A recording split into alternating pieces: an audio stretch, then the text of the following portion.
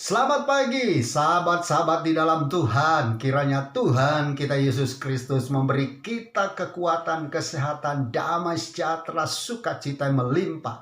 Firman Tuhan dari kitab Amsal 10 ayat 6 hebat sekali. Berkat ada di atas kepala orang benar, tetapi mulut orang fasik menyembunyikan kelaliman. Ini luar biasa. Saya mau menyoroti bagian A. Ayat ini dahsyat sekali. Dikatakan berkat ada di atas kepala orang benar.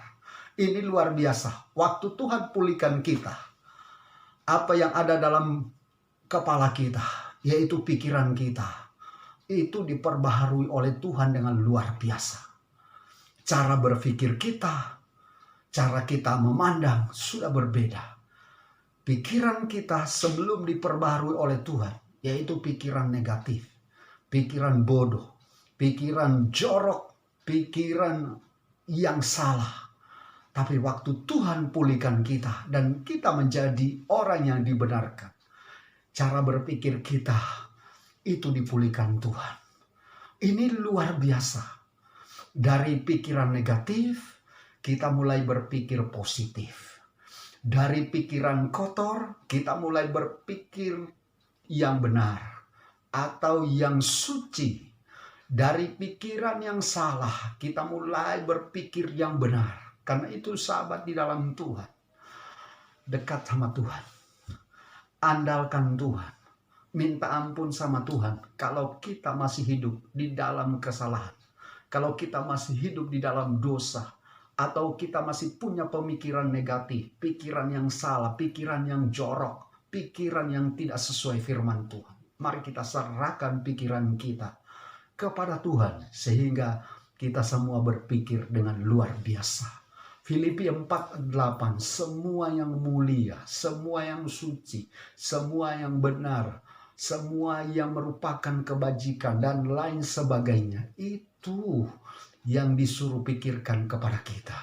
Rasul Paulus mendorong supaya kita berpikir yang mulia, yang suci, yang benar, dan seterusnya. Ini hebat.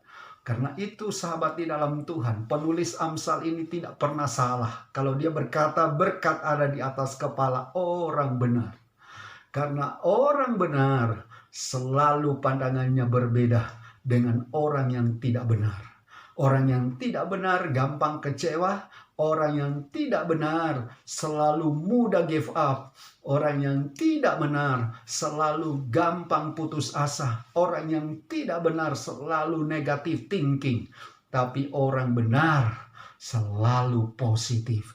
Orang benar selalu melihat yang luar biasa. Ada banyak orang melihat. Contoh, saya melihat bagian saya, tanah yang diberikan oleh orang tua saya.